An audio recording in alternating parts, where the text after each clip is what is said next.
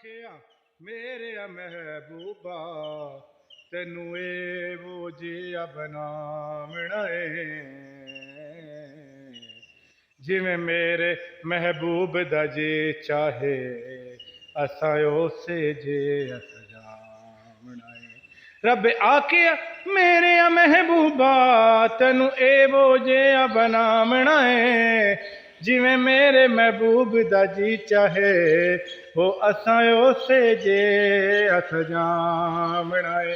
उनको तो खुदा ने उनकी मर्जी से बनाया है, उनको तो खुदा ने उनकी मर्जी से बनाया है। दो जहां के वाली का दो जहां पे साया है, दो जहां के वाली का दो जहां पे साया